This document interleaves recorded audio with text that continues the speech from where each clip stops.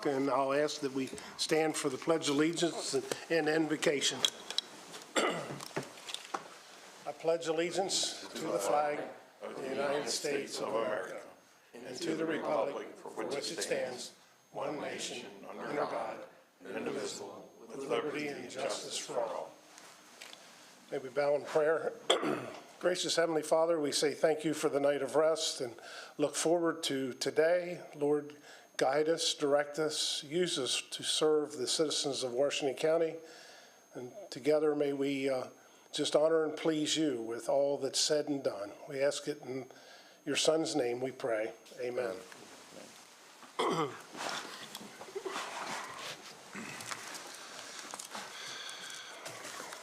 That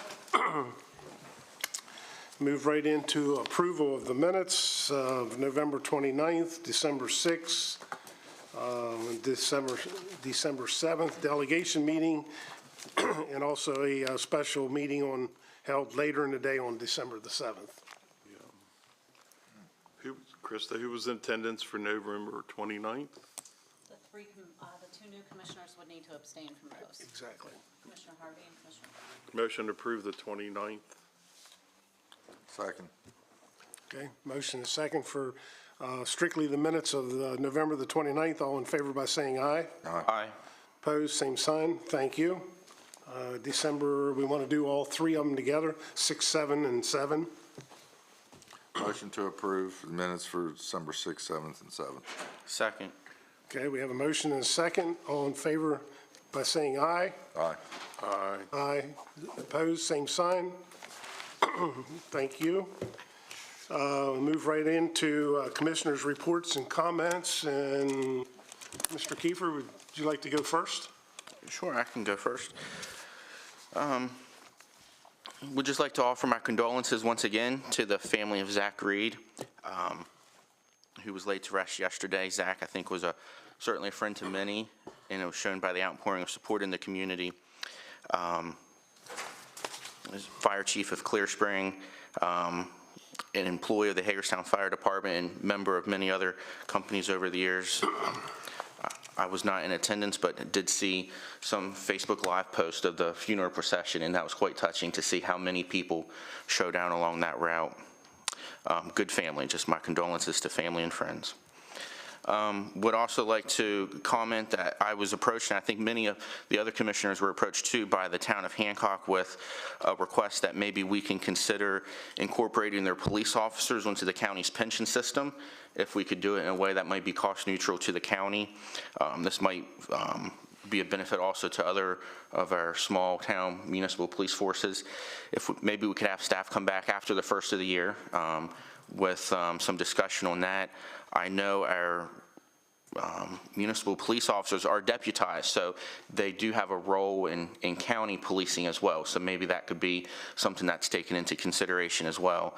But again, it's just a means to attract and retain police officers in our small towns that otherwise have a difficult job, and the benefits aren't as great as it might be in a larger jurisdiction, but the work they do is nonetheless important.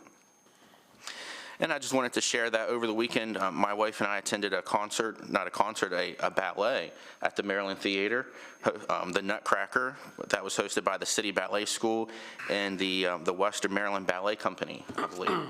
And what a gem we have in Washington County with the Maryland Theater.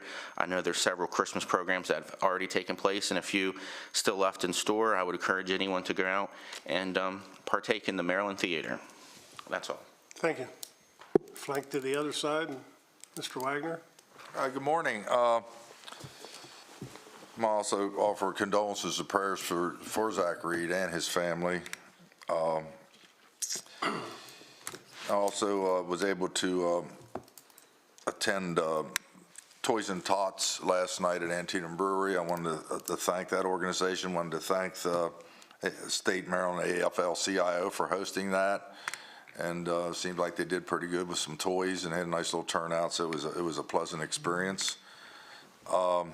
And I guess we didn't do it. I wanted to thank Delegation HCC and the Chamber for hosting Delegation last week out at HCC. I think that's all I have. Thank you.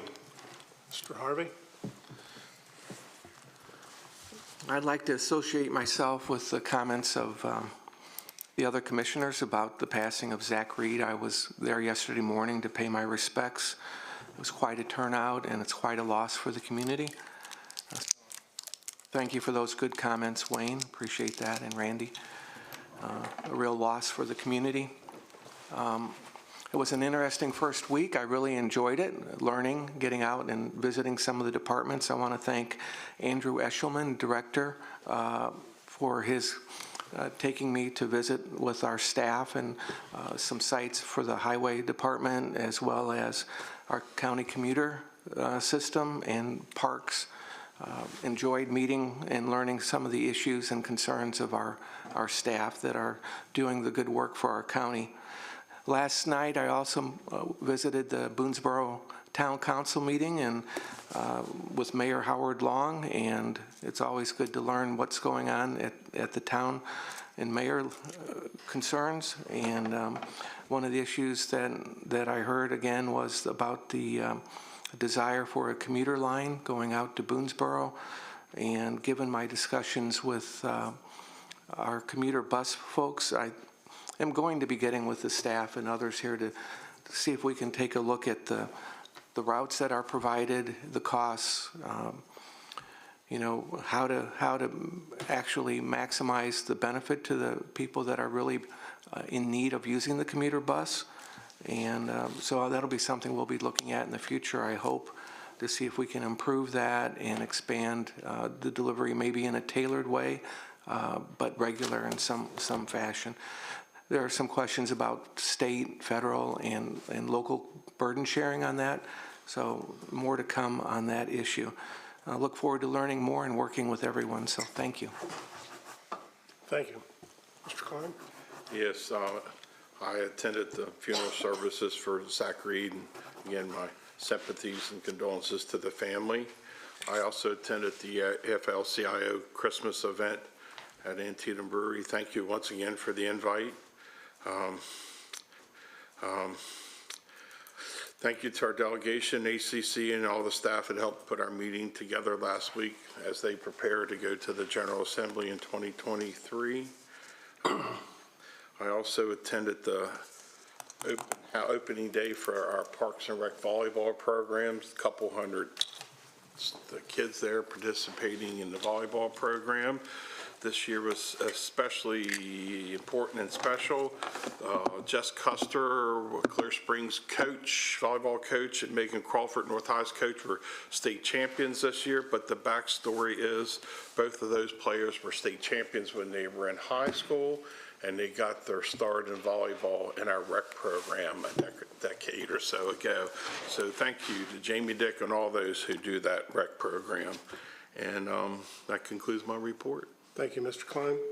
I, too, as a fellow Clear Springer, my heart goes out to the Reed family. I know them fairly well, and we'll continue to keep lifting them in our thoughts and our prayers.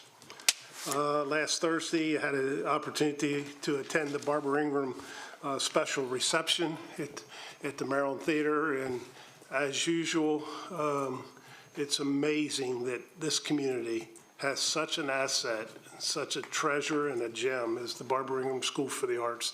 The talent, the instruction is just beyond anything you can imagine, even for a municipality many, many times larger than we are. And so we're truly blessed. The leadership, the instructors, the teachers there at Barbara Ingram, just they do an amazing job, and the students are phenomenal.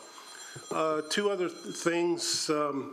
This week is kind of a culmination of a very special time for the local Salvation Army. Much of their funds are derived from both the mail-in and bell ringing throughout our community. And I know in past years the commissioners have had a bell ringing day if you so choose. And I think a couple of you have said something about you'd like to do that. I asked Krista. We have this Friday set up out at the mall inside. Do we have a sign-up sheet? Not yet? Or? No, just feel free to reach out to me. Right now, all times are available from 10 to 6. Yeah.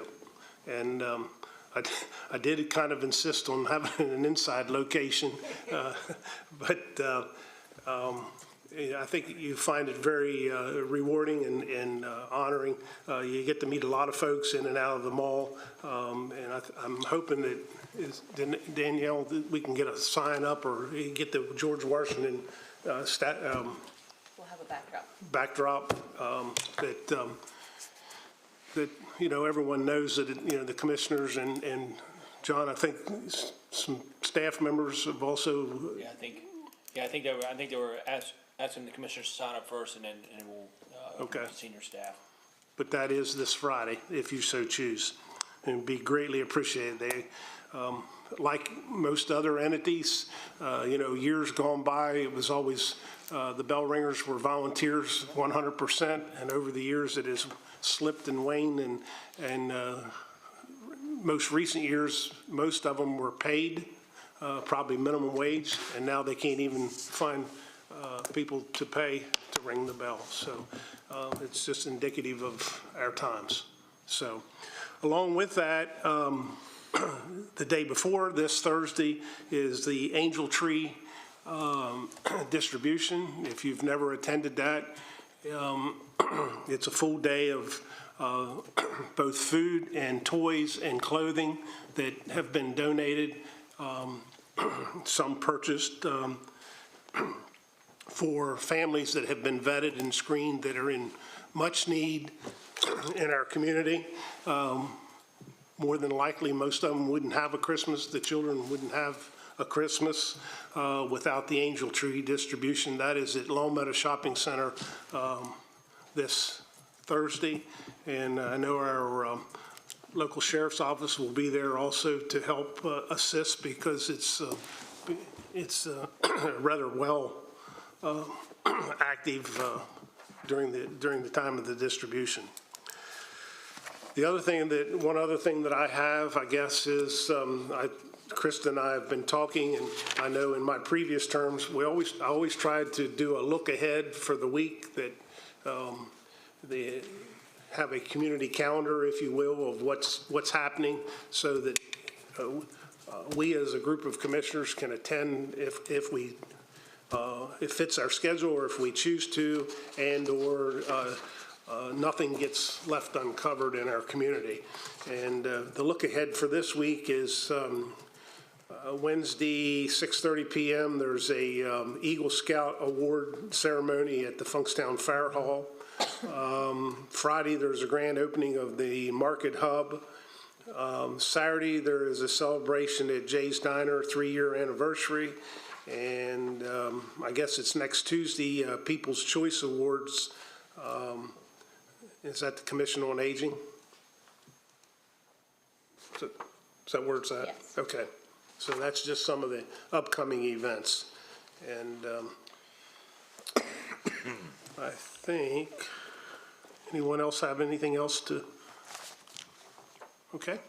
With that, we'll move right into staff comments. Yep. I just need, I assume, a consensus, Kirk, for the 2023 Board of County Commissioners meeting schedule. Just a consensus from everybody with as I presented. Yeah, I think the consensus is fine for that. Everyone okay? Yeah, I'm good. That's all I Very, needed. very good. Thank you. Okay. Any other staff comments? Commissioners, we received communication from MACO requesting that the board select someone to serve on MACO's legislative committee, and they also indicated that we can select an alternate in the event that the primary representative is unable to attend on some day. The legislative committee meets during the term of the General Assembly. We nominate our selection to serve on this commission. They will be elected at Winter MACO.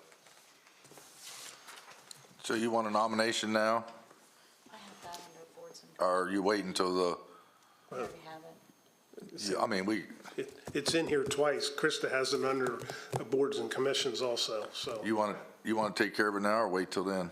I'm fine. We can take care of it Go ahead and now. do it right now. Yeah, I'd nominate John Barr for legislative. Okay, motion and second. All in favor by saying aye. Aye. Thank you, gentlemen. You need an alt. Yeah, it's true. We have a nomination for an alternate. Can I nominate? Volunteer, yeah, then we'll go from there. Yeah, I'll be at, Lord willing, I'll be at every meeting anyway with Mako, so. I'll take the alternate if you don't care. Then when yield as the role of the alternate, if John doesn't show, you do not participate in the meeting. Is that correct? You could still vote, You can, as the alternate, if you're not there, yeah, if you're not, but if you're there, you're the voting member. right.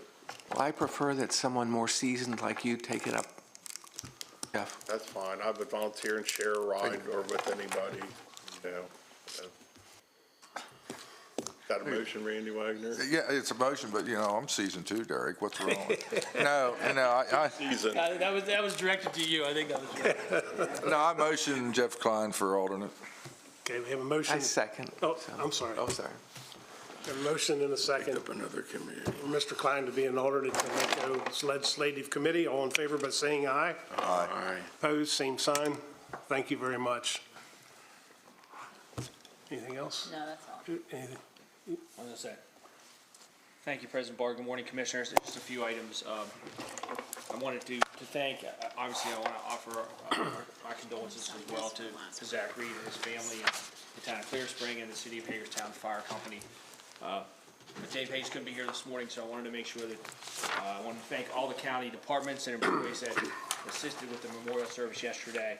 I know a lot of county departments were contacted and everyone stepped up and, and further to thank all the outside agencies, the independent companies who were involved in the memorial service yesterday. So I think Dave couldn't be here this morning, but he wanted me to pass that along, and I wanted to pass that along myself as well. Just wanted to, obviously, this is the last county commission meeting for 2022, so our next meeting will be in January. So I just wanted to wish everyone a Merry Christmas and a Happy New Year. And the final thing I have is, I believe our 10:30 item, which is still, I think we're waiting for someone, where there might be a slight delay on that. So President Barr, if you want to skip over that after we do citizen participation, if they're not here yet, we can skip over that and come back to it when he arrives. Yeah, I understand they're tied up in traffic. That's my Yeah. understanding as well, so. Yeah. Thank you, that's all I have. Okay, anyone else? Kurt?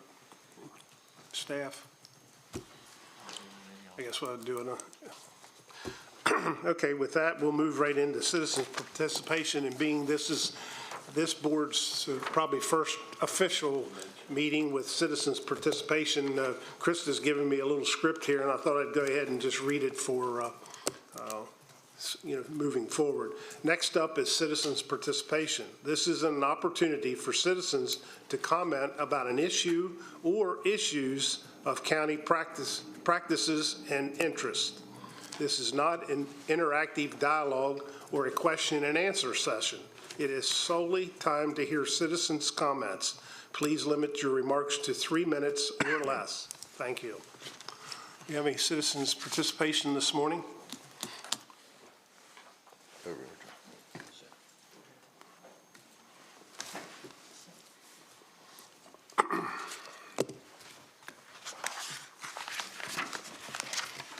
Morning, Dan.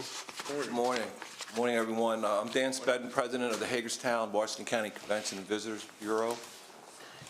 First, I just want to congratulate you on your election or re-election, whichever that may be. Public service is increasingly difficult in this day and age, and appreciate you stepping up. Also wanted to make a brief announcement. Yesterday, USA BMX announced that Hagerstown and Washington County will be the site of the Gold Cup Championship in October of 2023. 800 participants from around the country will be here, and they'll be at the newly renovated BMX track. And it was 2 years ago, I was sitting here looking for some grant money to help with that effort, and you very graciously awarded that grant. And at the time, I stated it would be our goal to bring national events to Hagerstown. Well, we succeeded at that. If this event goes well, then we'll be a strong candidate for a more prestigious national championship. So again, thank you for that consideration. Moving forward, we'll do a good job selling that site.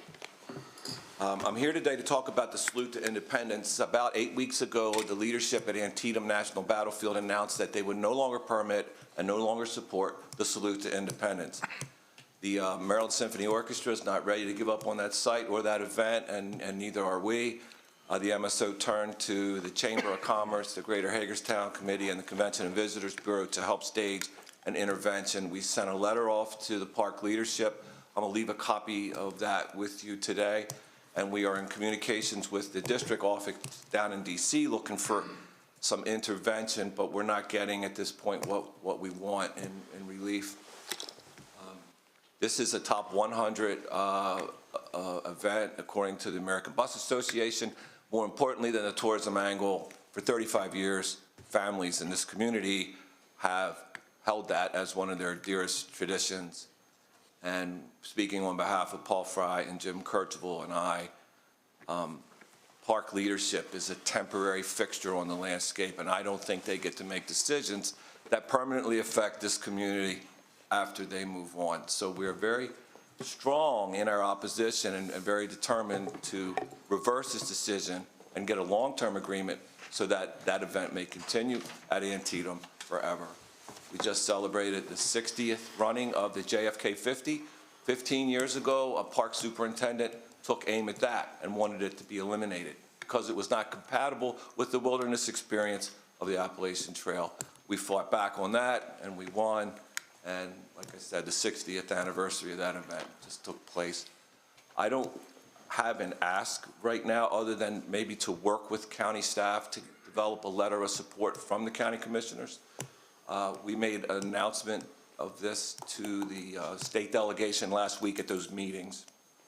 And I thought it was important to get in here quickly and let you know what we were up to. And if it's okay, I'll leave these with you. And I'll bring you regular updates. Like I said, we're very determined to reverse this decision, and we're going to work diligently together, the Chamber, the Bureau, and the Greater Hagerstown Committee to make that happen. Thank you. Thank you. Thank you, Dan. Although Dan said he didn't have an ask, he did say, I guess my question to the commissioners is, thank you, Dan, whether the commissioners want staff to go ahead and start developing a letter of support to continue that salute to independence at Antietam National Battle. Yeah, I'm good with it. You want a consensus on that or a motion? A Yeah, consensus. we're in citizens' participation. Are we Right. making motions and consensus No, I think- during this I time? don't think any motion, I just wanted to Okay. know if the commissioners wanted to, staff to start, and we can put together a letter and bring it back for your review. There you go, that's a We good can work idea. with Dan on that, so that's really, I just was looking for direction from the staff, not a motion or anything like that. Okay, very good. I understand. Very, I agree. very important to this Yeah, I'm good. community. All right, so we'll work on that, we'll work on that. And I, Great, John. I said I wasn't going to ask for anything, and I don't want to write ahead and ask for Then you had, right, so well, and I know the mayor of Sharpsburg's here, and it's important. hanging around It's Jim important Kirchhoff to too long. the Sharpsburg community too. yeah. I will get with you on that, yeah, thank you. Thanks, Dan. Yes, sir. Next.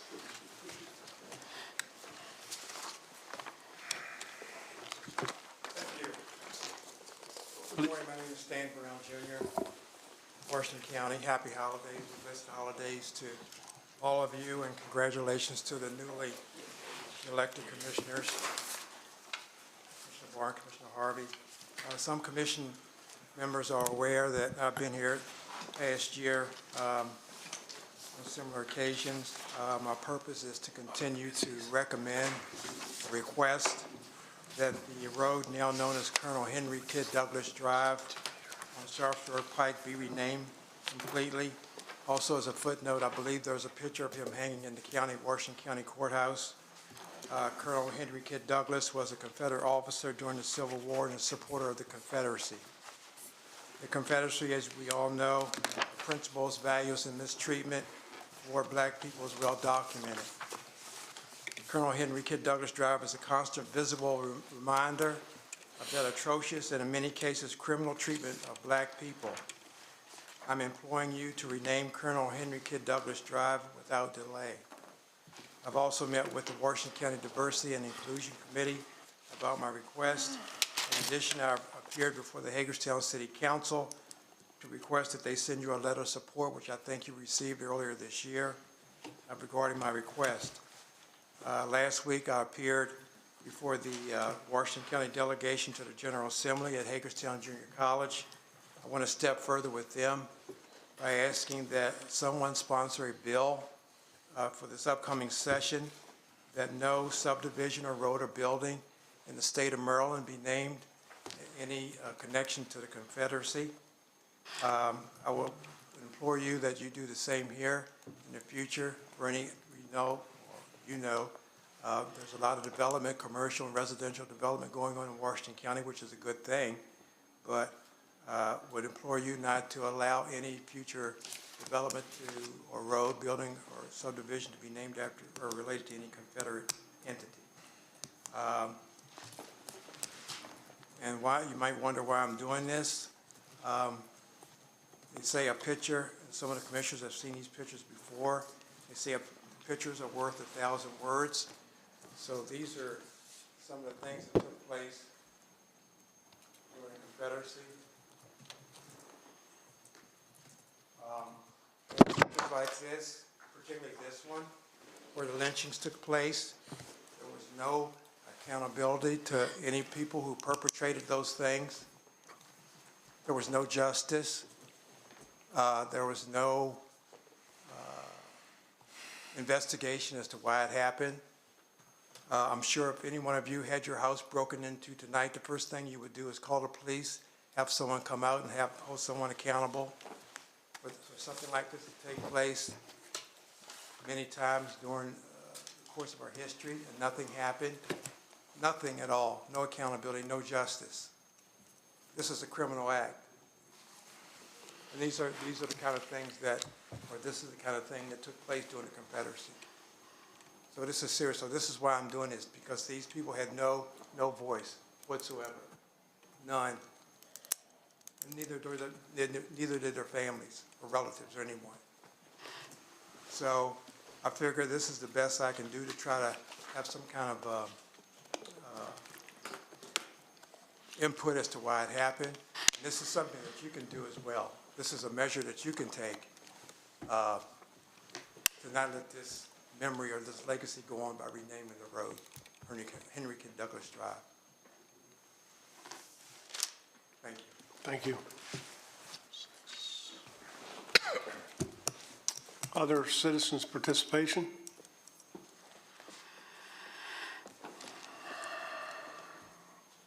Next item is the insurance renewal. Are they?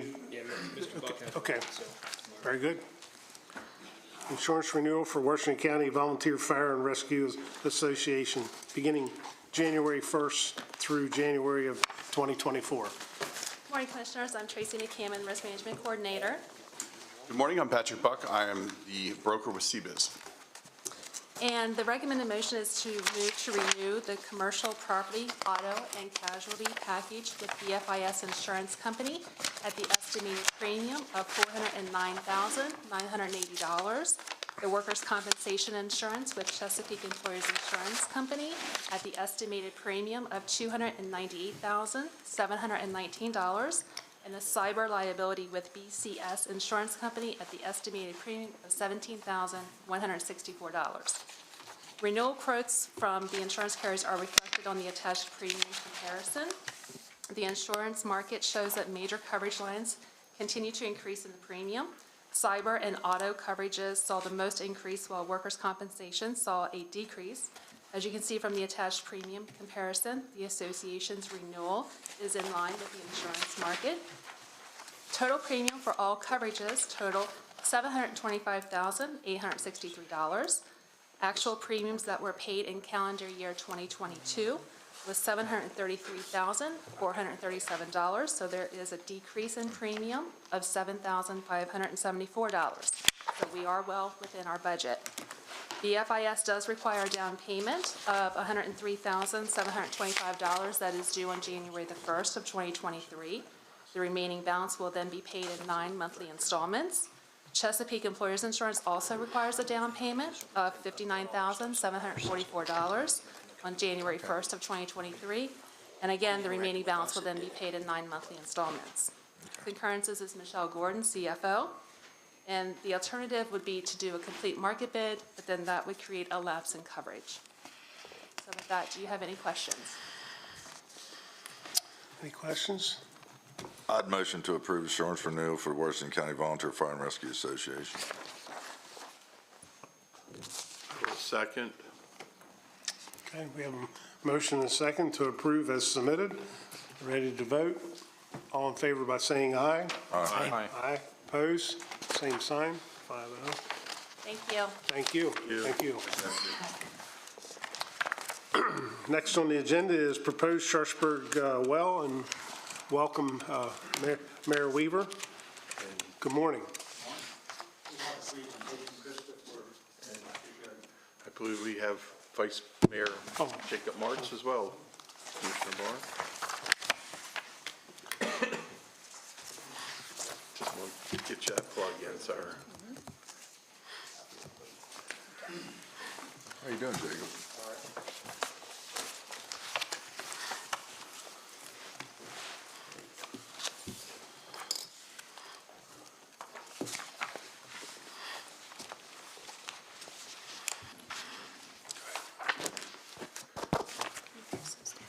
That all mine? No.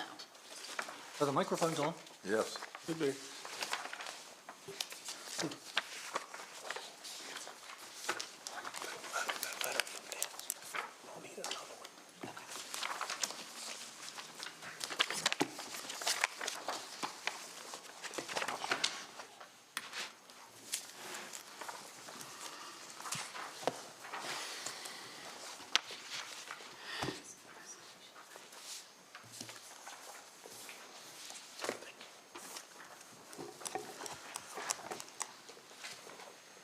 Mayor, go ahead. Board President Barr, Vice President Klein, members of the Board of County Commissioners, the town of Sharpsburg really appreciates an opportunity to present to you this morning on the wells. I've asked Jacob Martz, our Vice Mayor, to come along for the experience and help me out.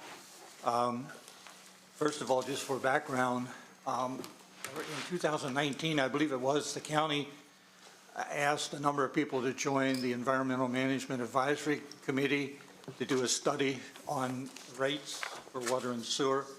One of the things that came out of that was recognition that the water rates were extremely high for the town of Sharpsburg and for the county water system, and that we should investigate a well solution. Out of that, the county commissioners unanimously decided that we should pursue looking at wells, and that's what brings us here today. Just for background for the new members, if you go to the first chart that has blue bars on it, these are numbers that are extracted from the Environmental Management Advisory Committee report.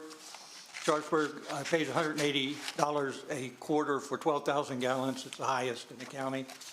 If you take an average of all the county rates, it's about 78, so it's 2 times as high, it's 3 times higher than Clear Spring. The reasons behind this are twofold. Number one, the surface water is extremely expensive to treat, and that's a surface water plant. The second reason is that preservation restricts any development or extension of the system in and around Sharpsburg. If you take a look at the next chart, I extracted some data just to try to get a feel for how expensive surface water is. These are numbers provided by the Water Quality Department. I think these are Mark 2022 numbers. The cost to run the water plant is about $300,000. $246,000 of that is wages and salaries, and $55,000 is expenses. To give you just a high-level feel for what we're looking at and why we're enthused about doing this, we believe that we can put a 2-well system in Sharpsburg for around $400,000. And if you just reduce that plant by one person, Okay, that gives you about 85,000, and if you cut the expenses in half, that gives you another 25,000. So you're talking about $100,000 of savings against the $400,000 investment, and that puts about a 4-year payback in general. Excuse me, Russ, I'm going to ask you a question as you move along. So sure. explain that again, how we reduce, how do we reduce the person that you're, Well, the 100,000? Sure. The big difference between a water treatment plant and a well system yielding water is that wells are a lot less labor intensive. If you just think about your pool, okay, to get water into your pool that's clean, it goes through a filter, has chemicals added to it. You have to do that periodically. To keep a well system running, you have a maintenance person goes in and looks and sees if it's running. And it's a very low labor, it's not nearly labor intensive as a surface water treatment plant. Does that answer it? Okay? Okay. One of the requirements of the MDE permit, if you have a surface water treatment plant, the plant must be manned the whole time the plant is making physical water, whereas a well, it does not have to be manned. You can just come in and check everything out once or twice a day, whereas surface plants, somebody must physically be there the whole time it's operating. So does this, if I may, Sure. whoever has the answer, does the reduction of Sharpsburg using water drawn from Potomac going through the treatment facility actually reduce the county's requirement for manning? Yes. That in any, so what's the current manning there? We have 3 people that are currently assigned to the Sharpsburg water plant. The idea is with the supplemental supply of the groundwater, we may be able to reduce that depending upon the quantity of water that can be produced by these wells. So we may be able to reduce the staffing from 3 down to 1. So it would be shut down during parts of the day or major parts of the week? It all depends on how much water the wells produce. On average, we use 100,000 gallons a day. In the summertime, that number goes up a little bit. In the wintertime, the numbers go down. We would still have to probably use the plant, but instead of making 100,000 gallons a day, maybe it only makes 10,000 or 20,000, depending on what the wells actually produce. The plant will run, but it won't have to run the full amount that it's currently running, so we should be able to reduce staffing. So who else benefits from this surface water treatment facility? Who else consumes that water other than Sharpsburg? It will be the municipality of Sharpsburg, and then plus, we have a total of 594 accounts on the Sharpsburg water system, of which 290 of those accounts are, quote, in the town itself. So there's approximately another 300 customers that are connected to the Sharpsburg system, but they will not get the rebate that Mr. Weaver is proposing. What I'm asking is, what other entities are drawing water from this water treatment facility if we're going down to, say, 10,000 gallons? Just Sharpsburg area itself is the only area that that's water system supplies. It's, Sharpsburg and all the immediate area, like the Battlefield, Harpers Ferry Road, Confederate Hills. So we'll keep this running as a backup and for a minimum amount of 10,000 gallons maybe per day as a supplement?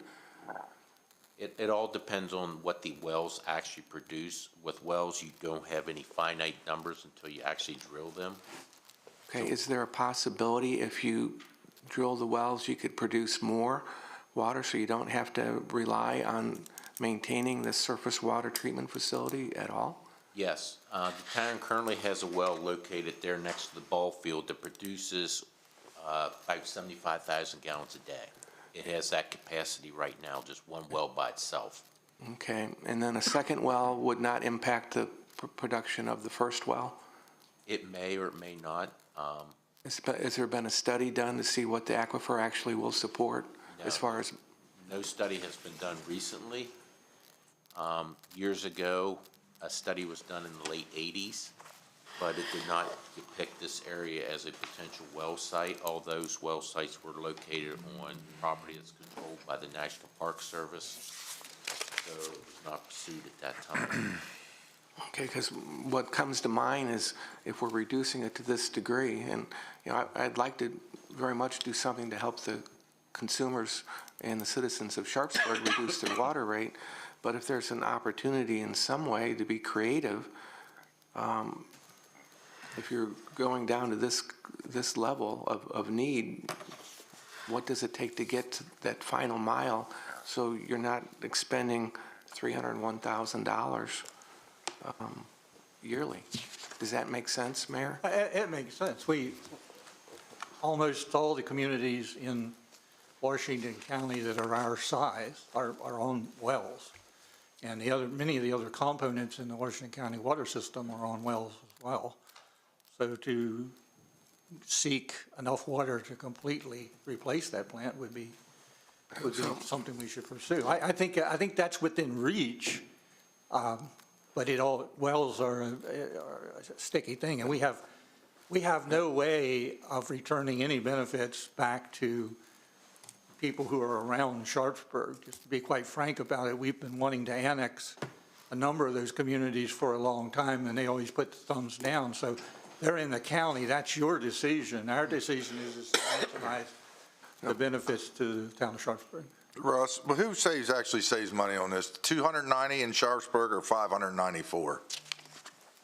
294 in Sharpsburg. 294 would be realize the savings, but the ones outside of Sharpsburg that are serviced would not realize the savings. Is that what you're saying? Unless, it depends on what solution we choose, Randy. If we choose a two-well solution, right, that generates over 200,000 gallons a day yield, then you'll be able to generate off of that a savings of 2 head count, maybe even more from the plant.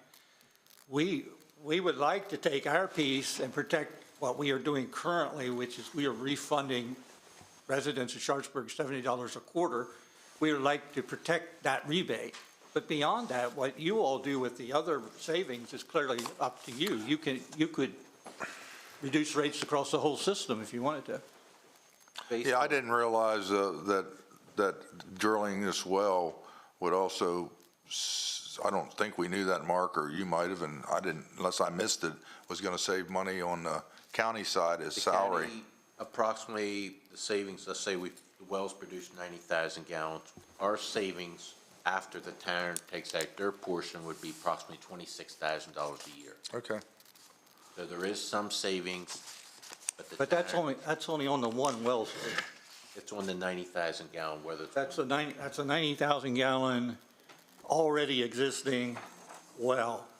So if I could take you through 2 or 3 more charts so you can see the whole picture, and then we can drill down into the details. The next chart is kind of where I've been in front of this board for many, many years. We've been a good steward for years in terms of preservation in southern Washington County. We've been involved heavily in preservation since 1978 in the ag land programs. That's all goodness. It's goodness for everybody except for us in terms of rate paying. Because we are so restricted in terms of economic and residential growth, we're pretty much tied down.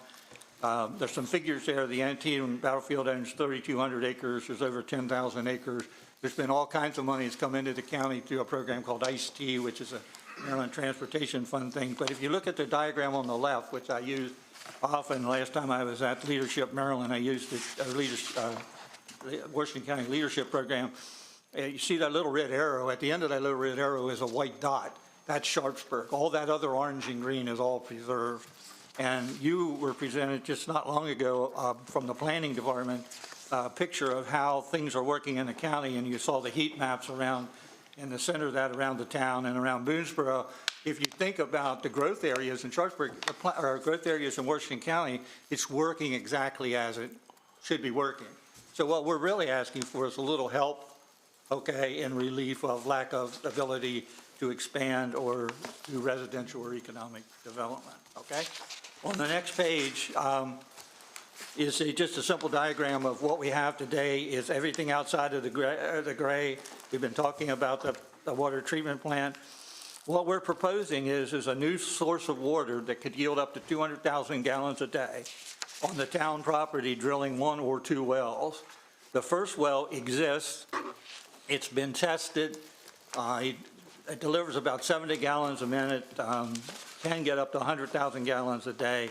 And so that is an existing well. We could drill a new well there, and that is the reason why we came back, is because we didn't want to leave that out of the discussion. You could drill a separate well, which could yield anywhere from 100 to 200 to 300,000 gallons a day. And we could do it on the same facility, which makes logical sense because it's co-located, and if you eventually want to get off of surface water, you have a single water source or a single location for the water. So looking at some of the numbers, Randy, this is what you all have already seen, and you agreed to this back on October the 11th, that we would do a single well solution, okay? And that it would deliver somewhere in the neighborhood of 8 to 12 year payback to the county, okay? And it would either be 1 to 1 1/4 reduction in head count, okay? That's that proposal. That's one single well. The next one is a 2-well solution, and the 2-well solution could yield up to 200,000 gallons a day. Why that's important is, if you just think about it, if it takes a day to produce 100,000 gallons, and now you get the 200,000 gallon yield, you can produce that now in a half a day. So you can like generate a week's worth of water in 3.5 days or something like that. So this is all about people, and we can't really get out from underneath the people equation down at the surface water treatment plant. So if you're going to have a person there every day, that's like 1 in 1.4, FTEs or whatever, but you'd have to have that. So this one, if you go to just 100,000 gallons and meet just our needs, the area's needs, you would have a 4.8 year payback. And if you got to 2 full-time employee production, which Mark mentioned, it would be about 2.7. The $86,000 is what it cost us for the rebates. We would like to preserve that. That's kind of the investment in Sharpsburg in terms of the rebates and the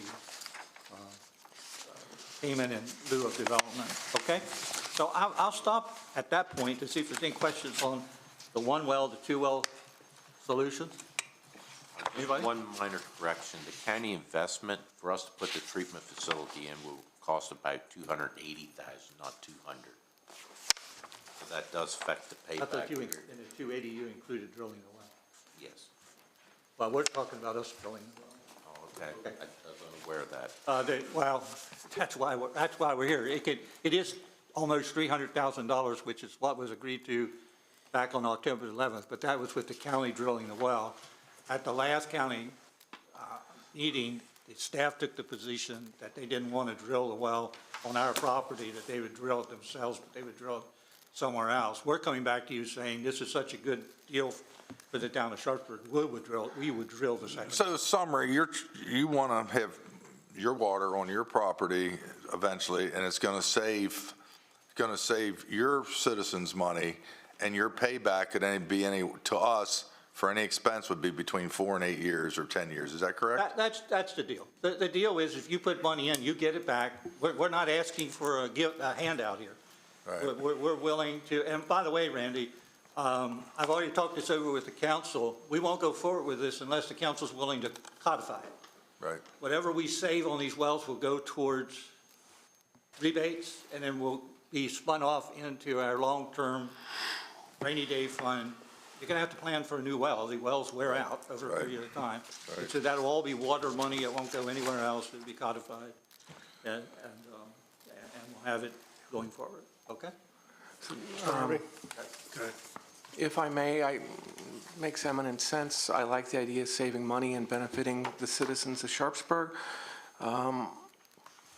What happens with the water?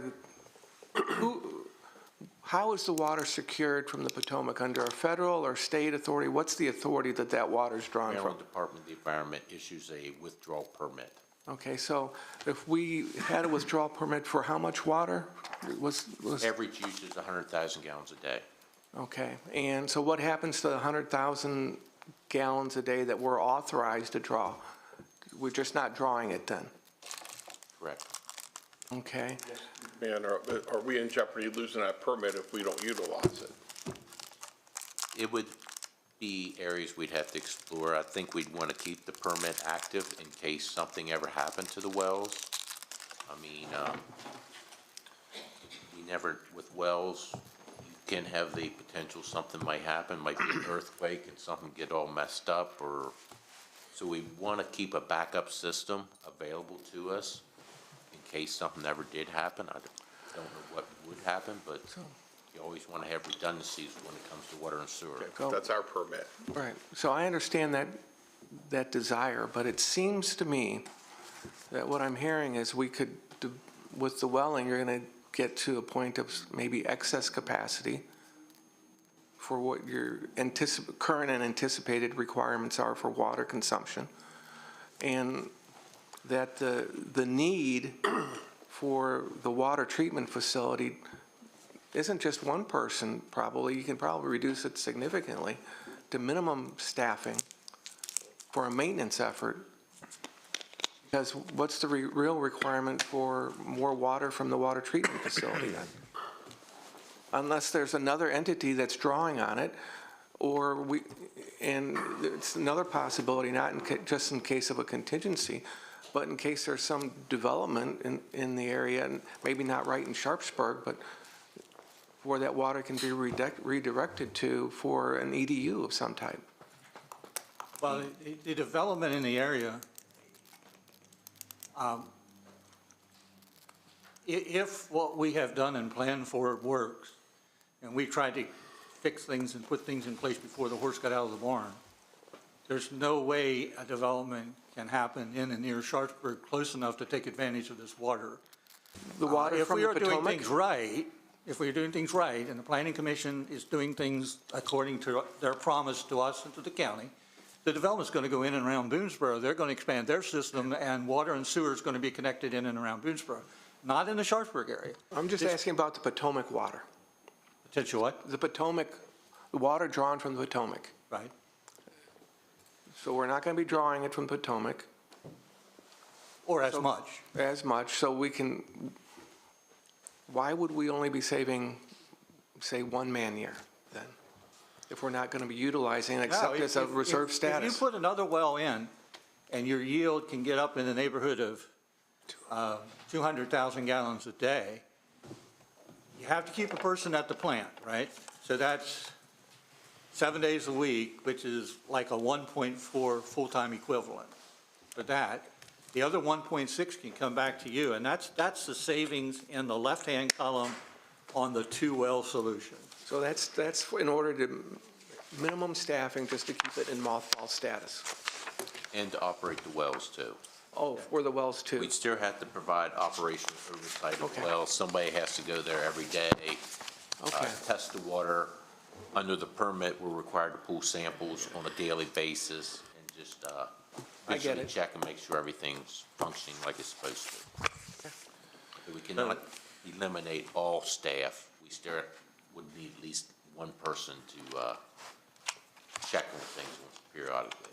All right. I don't know, it sort of sounds like to me that Sharpsburg has a plan that, you know, that I don't, unless somebody can dispute that and change my mind, I think it's a good plan. I mean, I like it. So, I mean, I don't know, somebody else want to chime in and tell me their thoughts on it? One well or two well plan? Two well. I'm thinking two well plan, yeah. It's- Well, we're asking for two wells. Right. The only gray area, Randy, is that, will the town fund the whole thing, or will you stay with the $300,000 that you committed in October? In October, you gave us $300,000, Right.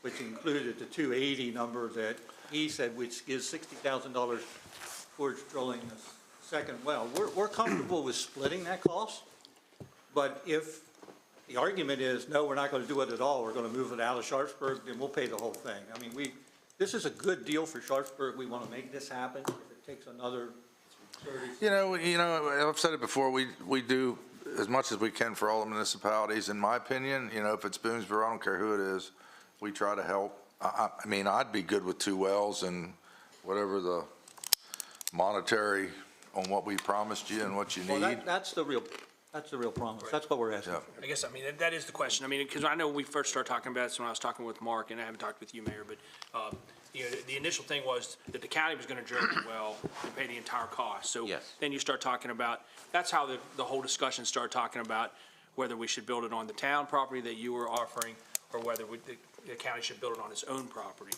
because the county was gonna fund that entire project. Now it seems like there's a difference in the plan here as to the town may be willing to contribute some money towards that, so. That's all that's changed since the last time. Right. So what Which is a We're now offering significant money change. to help drill the second What well. would actually be your ask right now? 2 wells and what? Two wells and half of the cost of the second well. I'd be okay with that. If I could ask a couple questions here. Part of my question I was going to ask had to do with when we last spoke about this issue, I think the consensus of the commissioners at that time was to go with drilling a well on the county property versus the town's property. It sounds like the town would favor the idea of drilling the well on the town's property, not the county's property. When we talk about a 2-well system, I'm looking at your diagrams here, and I see in each one it mentions existing wells. So is that one of the 2 wells, the existing well, and a new well, or the 2 wells we're talking about? We're not talking about 2 new wells? Correct. Okay. And we think, we don't want to waste the opportunity to commercialize a well that we know works. And actually, that well, it's, well people have told us now, I understand, they're well people, but they've told us that well should be able to produce 100,000 gallons a day.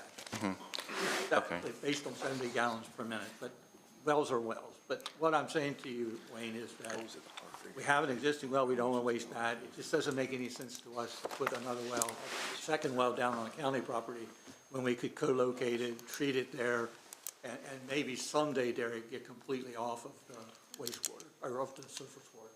Okay. Okay. My previous proposal was to drill the well on the county property.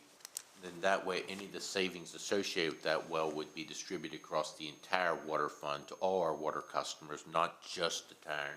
The town would get the benefit, whereas this proposal here, the town does take the majority of the benefit, and the savings will go directly to the town customers.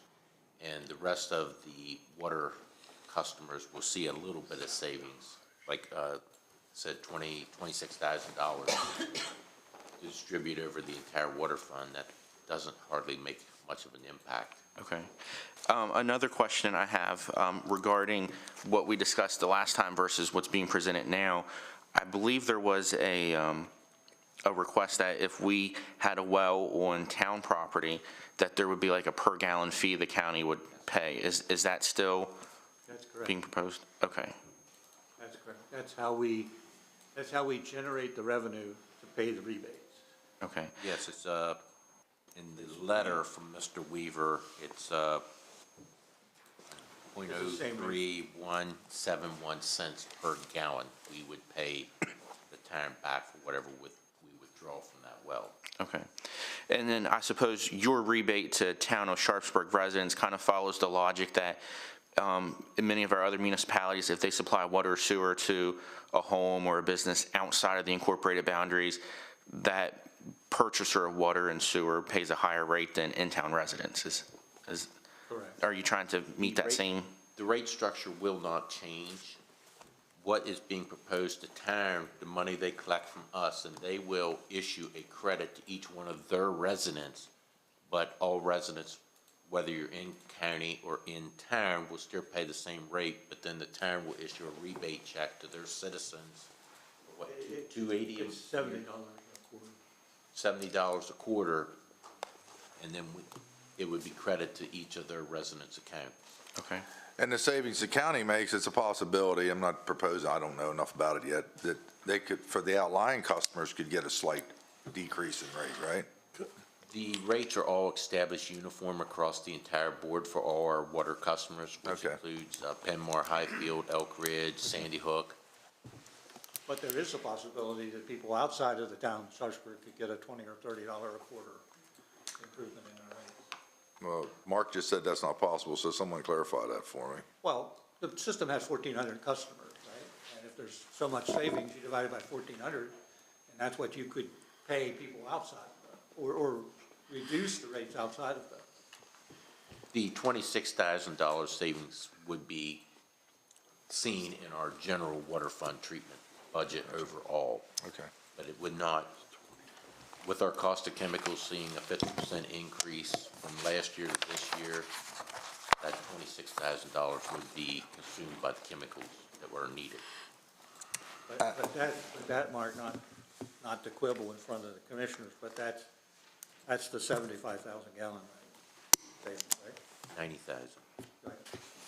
If we go to 2 wells that have 200,000 yield, then there's quite a bit more savings outside of what the town is taking. We went to the 75,000 gallon rate calculation because we needed a base. I mean, anybody tell me how much water's worth a gallon? I have no idea. But I know I'm paying my residents $70 a quart. And I know what that would be at 75,000 gallons a day. Can we debate the rate with the county? Of course. But we just want, if we have a 200,000 gallon system yield, then we could perhaps come down a little bit on the rates and do a 60-40 split or 65-35 split or whatever. But right now, our best bet is a 2-well solution, and that rate guarantees our users. And I can stand and debate anyone as long as you want to debate. The town of Sharpsburg's been a very good steward of our area, but we also are paying the price in infrastructure. You know, I personally, I'm fine with 2 wells, and I'd motion if we're ready, if somebody, two wells and you split the cost to that. I'm fine with that. Is that a motion? That's a motion. I'll second that motion for discussion. Just, go ahead. No, you first. I'm still at a loss for, I'd like to understand the opportunity that we might have for reallocating water drawn from the Potomac itself to apply that to someplace else, be it Williamsport or wherever, for water. I would have to let Mark. MDE controls all the allocation permits. We already have an allocation. Yes. To the county that we use in Sharpsburg. Yes. We could go ahead and use that to facilitate a requirement if there was a need someplace else that was accessible by the. We could request it, but ultimately that decision would rest with MDE if they wish to reassign that allocation. So it's dedicated to Sharpsburg. It is currently now, but the permits are renewed every year. It's dedicated right now to the Sharpsburg treatment plant itself. And we cannot just transfer that to somewhere else. The state has that authority. I mean, we could request it, but ultimately the state would have the final decision on if it could be reallocated. I have a question that follows Commissioner Harvey's comments. I've heard many times that one of the largest strains on economic development in Washington County is our water situation, our water supply. I wouldn't want to do anything that would jeopardize the town of Sharpsburg's existing water supply from the Potomac if it might be needed on an emergency basis or what have you. But let's assume a best case scenario where the 2-well solution provides all of the water the town of Sharpsburg needs and any planned growth that might be available to the town. Would we be able to take the could we explore that possibility of taking that allocation that we pull from Sharpsburg, reallocating to a different part of the county? Could we see what would need to be involved? How could we look at that maybe after we drill the well, make sure the water is there? But I think that might be worthwhile looking to see if we can reallocate that rather than just letting it go by the wayside. We can explore the option, but to reallocate it, you'd have to build another plant, which would be a huge capital investment. So. And I guess maybe in my mind, and I'm not in this business like you are, but in my mind, you know, maybe we have an opportunity to pull in more water at an existing location, maybe through the city of Hagerstown source, and that, you know, we own that allocation as a county rather than the city. And again, that's just a layman's question, but. The city's water system is not necessarily on the capacity side, it's on the distribution side is where the bottleneck is currently at with the city's water coming into the town of Hagerstown and surrounding area. It's their they have two 24-inch mains that are operating at max pressure. So they necessarily cannot put any more water through those existing pipes. So even if you increase the allocation, you still can't get it pumped into town without replacing those pipes. I guess I'm saying just knowing that water is such a scarcity as it is in Washington County, and it's hard to believe in many ways because our entire southern border is a river, but I wouldn't want that allocation to be lost. We can work with MDE and see what they're willing to do after we get the wells drilled and we know the production. Okay. My only reply to you on that, Wayne, would be, it's just a competitive differential between price. I mean, we have a surface water plant that's very expensive, higher than anything else in the county. I'm not sure where your buyers are going to come from when they look at the price differential. I mean, let's just suppose we tried to shop it to Keedysville or Boonesboro. They wouldn't be interested in it because they can produce it at half the cost that well, maybe 2/3 the cost of what we're producing it at. And I guess maybe where I'm looking at where there's a need for water isn't in the Boonesboro-Keysville area. It's in different parts of the county. Well, I fully understand. It's an investment. The plant, the whole thing runs well. We've had, 2 main breaks, Mark, in probably the last 10 years. They had to boil water once or twice. I mean, we're not complaining about the service. It's just the cost. And you probably read in the paper these things called PFAS or something like that. I put it on that last page. I don't think we're out from under MDE continually adding regulations. It's going to add cost to water coming out of the Potomac River. Because the words to me are from these consultants, which will become activists, which will lobby Maryland, and before long, MDE will be passing a regulation that says now you have to treat for the PFAS chemicals, or at least you have to monitor for them. And so surface water to me is just a never-ending expense. I'm sorry, they do a great job of it, but it just seems like every time you turn around, there's a new MDE regulation on surface water. Ask Keedysville about it. I would just say, Commissioner, Mark and I have had a number of discussions about water, obviously, and the issues that we had. And I know I've asked Mark to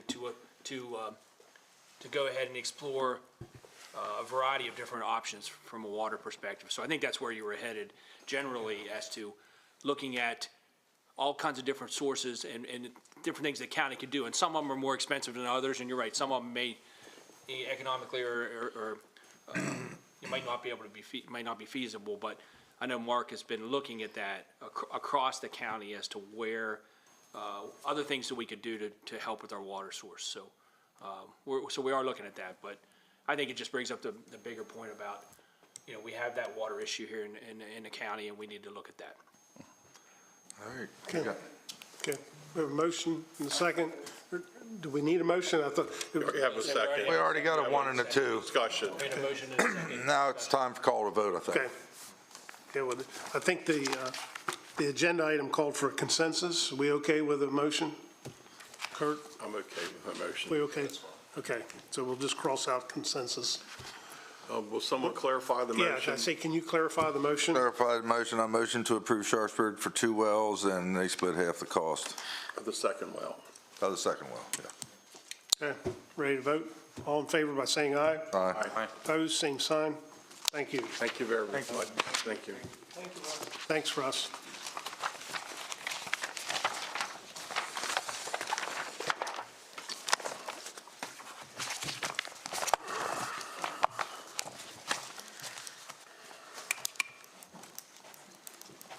Next item on the agenda is the City of Brunswick funding request. I don't understand this at all. Good morning again. Report and brief. At the September 22nd meeting, the board authorized funding in the amount of $50,000 to the City of Brunswick to rehab the Yortree Spring Rehabilitation Project. The town is now asking us to separate that funding request to $20,000 toward the rehab project and $30,000 toward future possibility of us connecting into their water system, provided our wells yield drops below the demand. The City of Brunswick has reviewed our offer and requested the proposal separate the 2 individual proposals. Each proposal would be reviewed by the city as a separate. The first proposal would be funding in the amount of $20,000 for the Yortree Spring Rehabilitation Project. Currently, there are 31 county residents that are currently connected to the City of Brunswick's water system. Your Tree Spring Treatment Facility supplies approximately 20% of the water that the City of Brunswick currently uses. The second proposal would be to provide funding to the City of Brunswick in the amount of $30,000 for the right to connect to the city's water system in the future if our well production dropped below our demand. In the early 90s, the sanitary district installed public water to the community of Sandy Hook. The water system utilizes 2 production wells for the residents. Well 1 produced 55 gallons a minute, and well 2 produced 120 gallons a minute. By 2020, the production of the wells dropped to around 17 gallons a minute for well number 1. And we had contractor come in, frack well number 1, and the production increased back up to 60 gallons a minute. But the fracking operations had a negative impact on well number 2. Well number 2's production went from 17 gallons a minute to 6 gallons a minute. We decided to drill well 2 deeper in an attempt to increase production. The initial depth of the well was 325 feet, so we drilled the well down to 625 feet, and production now is at 16 gallons a minute. I am concerned that over time, the production of these wells may decrease to a point below the consumption demand. So I asked Brunswick if they would be willing to supply us water in the future if that ever happened. The community of Sandy Hook consists of 69 water accounts in 2021, and the average daily consumption is 6,300 gallons a day for all our customers in the Sandy Hook area. I guess first question I have is exactly what has changed and what's your recommendation? The only thing that changed was from before was the city has requested we break the 2 funding sources out into 2 separate ones for their accounting purposes. Their initial offer was requesting $20,000, so I would go ahead and say we offer the $20,000 for the rehab, and then the $30,000 would be for the future connection rights to their water system in the event that our well production drop. So we're basically separating the 2 funding into 2 different funding sources for them for accounting purposes. So that guarantees access to the water if we need it in the future. Yes. And they'll be obligated to provide it, but eventually, if that happens, there's still going to be the issue of a water system for distribution that would have to be paid for. We would have to build a pipe to connect the 2 systems together at our expense. The town is willing to do a memorandum of understanding, so the county legal department would be involved in it, and we would have everything spelled out in that memorandum of understanding of our obligation plus the City of Brunswick's obligation to move forward. What would be the length of the memorandum of understanding so that they couldn't come back and raise any, what would you think? I would say it would be indefinite. Okay. They did not specify a length. For those fees. I think we'd have to come up with a length. Yeah, and also address the amount of water that we think might need to be obligated by them, so that that's actually in there. They have already committed up to 10,000 gallons a day, which exceeds our current. Right, so, Put it in writing. yeah, again, this is just following up on the discussion we just had. So, as Mark said, so we were initially contacted by the City of Brunswick, basically asking us to contribute towards this rehabilitation project, because some of our residents have been on this.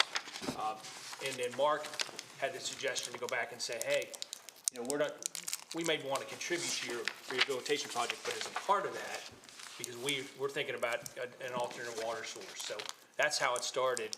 So it just, again, we're always thinking about, where can we get somebody to commit to that? So that was Mark's idea, and they had originally agreed as part of just the one cost, and now they've come back and said, let's split them up. But I think the deal sounds like it's the same, contributing $20,000 toward the rehabilitation project, which serves 31 residents in Washington County.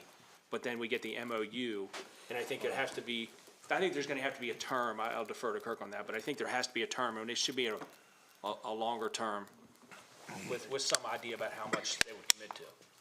Commissioner Barr, Commissioner, I'm in general agreement with this, but till I see the actual written contract, I don't want to vote on it. Because we just said, What if they didn't agree to our term and we voted on it? I mean, so. I would like to know, are we locked in at 69 water accounts? Is there Could be more. ever an opportunity? I mean, if someone in that neighborhood wanted to build a house, if there's available land down there someone's intending to, would we be able to grow that allocation? Currently, the water service area down there permits a few more residents to connect, but it will not be a large-scale growth in that area due to our current service plans, service area, sorry, that's incorporated in the comp plan. Okay. It was already approved in October, right? So we want this to be a consensus for the. Well, now we're talking about terms, and now we're talking guaranteed allocation. That throws all that off. I don't have a contract in front of me to approve. I guess I'm looking for a consensus, maybe to move forward and get a contract and clarification and terms. I'm okay with that. Bring it back for final approval. Yeah, I think that's the way we ought to go. Mark, does that help him? Give you directions? So, John, is that agreeable with you that Mark? I can write the letter stating it's contingent upon both parties agreeing to a MOU that's acceptable to both parties. Right. And once everybody agrees to the terms, which will be brought back before you for your Back here. blessing. Very good. Right, for final Yeah, approval. I think that's the way it should be at this point. Yeah. Okay. Okay. Everybody good? Thank you. Thanks, Mark. Okay. Next item is contract award, purchase 1577 Washington County Pump Station upgrades.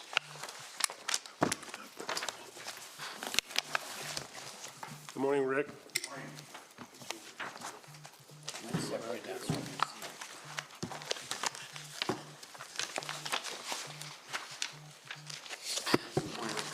Purchasing.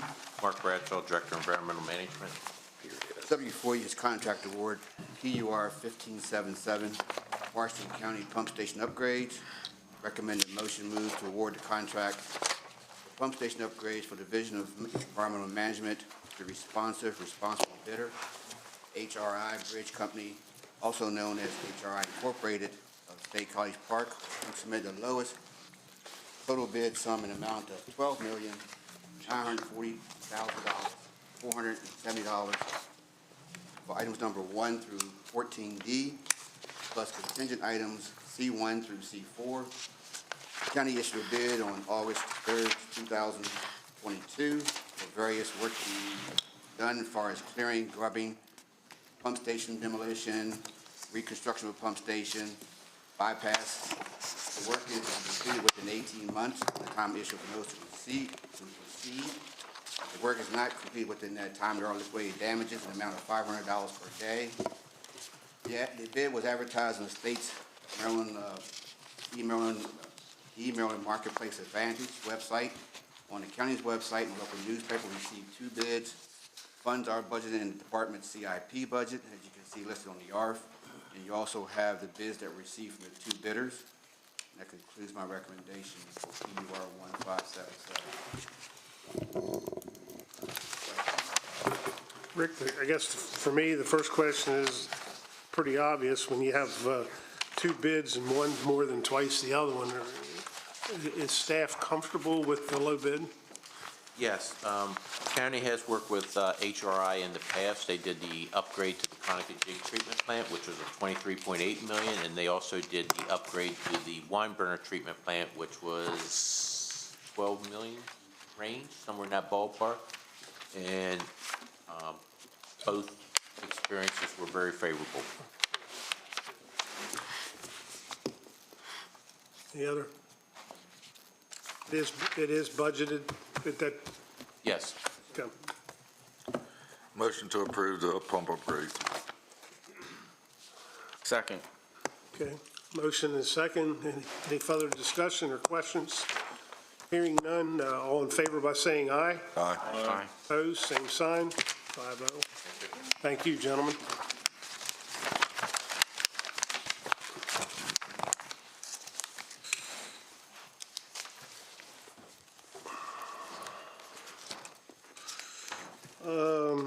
Quotation award Q-22-741, automated multi-chemistry discrete analyzer. Again, hello, Rick Curry, Director of Purchasing. Davina Yahtzee, Deputy Director, Environmental Management. Serving for you is quotation award Q-22-741, Automated Multi-Chemistry Discrete Analyzer. Recommended motion to award the quotation for the Automated Multi-Chemistry Discrete Analyzer for Responsive Seal Analytical Incorporated. You can make a correction here. It's not Smithsburg, Maryland, but it's McMahon, Wisconsin is where they are located, who submitted the total lump sum bid. Another correction that's incorrect on the ARC, which is $54,920.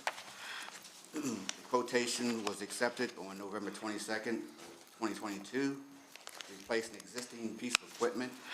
The quotation was forwarded to 3 vendors. 18 individuals downloaded the document from the website. We see one quote. The Code of Public Laws does allow for contracts over $50,000. This board is responsible for submitting responsive bids. Because this bid came in over $50,000, I have to bring it before the board to get approval. Normally, they are handled within the department between the user department, the concurrence of purchasing to award within the department. Because the Code of Public Laws says that anything that's exceeds over $50,000, I have to bring it before the board for the board's approval. And that's why you have this quotation in front of you. And you have the matrix tabulation that shows field analytical pricing. Questions, discussion?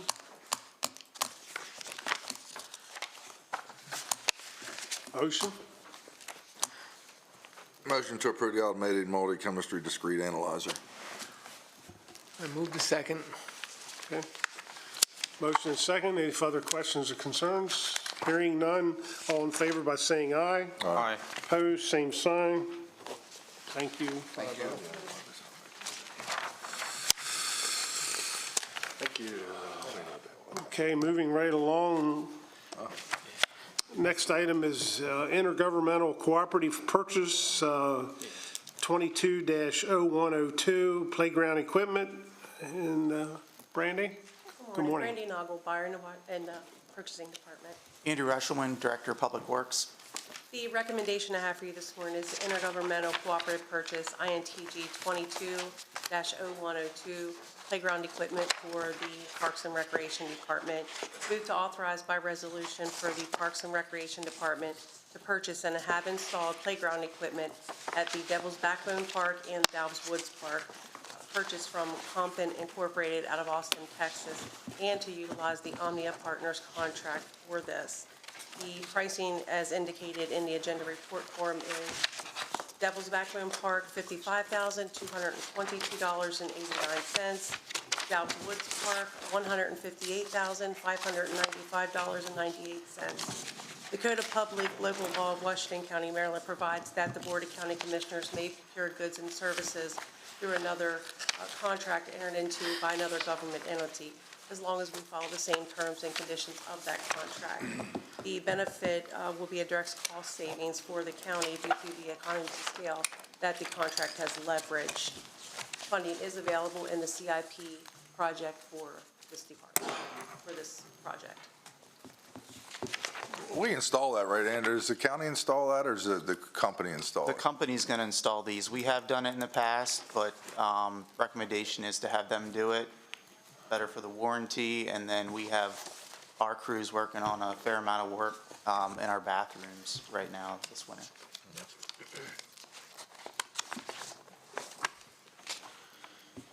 Motion to approve the purchase of playground equipment. Second. Okay. Motion is second on the floor. Any comments, questions? Hearing none. All in favor by saying aye. Aye. Aye. Opposed, same sign. Thank you, gentlemen. Thank you.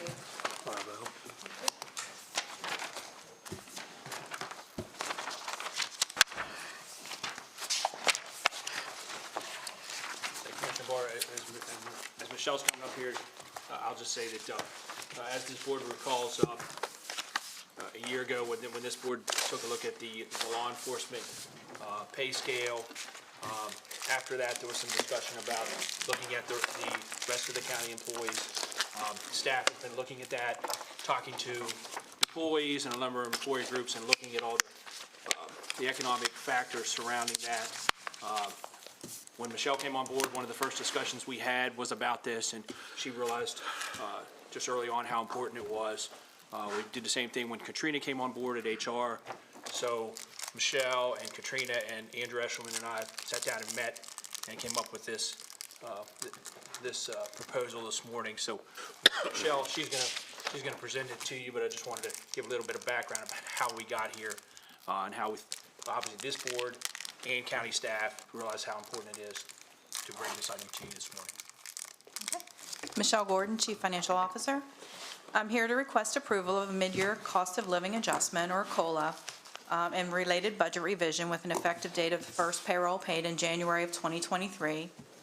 I'm seeking your concurrence and looking for you to determine the percent to use. At the Commission's direction from December of 2021, a salary analysis was performed. Historical data related to this Consumer Price Index, or the CPI inflationary rate, shows that prior to the pandemic, the CPI increase rate averaged approximately 1.5% annually. At the end of fiscal year 21, the year-over-year increase in the CPI rate was 5.4%. At the end of fiscal year 22, that year-over-year CPI increase rate was 9.0%. At the end of October 22, that rate increased year-over-year by 7.3%. And just to give you a little bit more history, in 2019, the Commission realigned the salary scale to reduce the percent between steps from 3.5% to 2.5% and agreed to implement regular cost of living adjustments not to exceed 1% annually without extenuating circumstances. The cumulative effect results in a CPI rate increase from fiscal year 20 to fiscal year 23 of 15.4%. In contrast, the cumulative employee cost of living adjustments provided to county employees was 3.03% during the same period. That included no cost of living adjustment in fiscal year 20, and then 1% in each of fiscal years 21, 22, and 23. As part of the analysis, a review of COLA increases provided by nearby jurisdictions was performed.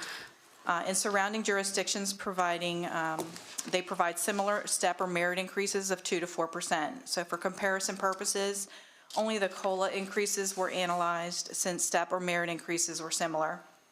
As mentioned earlier, Washington County did provide a cumulative COLA increase of 3.03% from fiscal year 20 to fiscal year 23. The table that's in your packet shows that our annual COLA has not kept pace with the COLA percentages provided by other government offices or even with the CPI inflationary rate. The highest increase provided by neighboring jurisdictions was from Berkeley County, West Virginia, and that resulted in a cumulative increase from fiscal year 21 to fiscal year 23 of 32.83%. The average cumulative COLA increase of those surveyed was approximately 16.71% from fiscal year 21 to fiscal year 23. Most recently, the state of Maryland approved a mid-year increase of 4.5%, and that became effective on November the 1st of 2022. And that was in addition to the 6.7% increase that was provided to state of Maryland employees on July the 1st. Many departments are experiencing turnover as employees leave for higher wages in nearby counties, cities, and states. The pandemic normalized remote work conditions, and like Washington County, those competitors are offering remote work schedules that make commuting those longer distances virtually a non-existent factor. Because our pay scales are not competitive,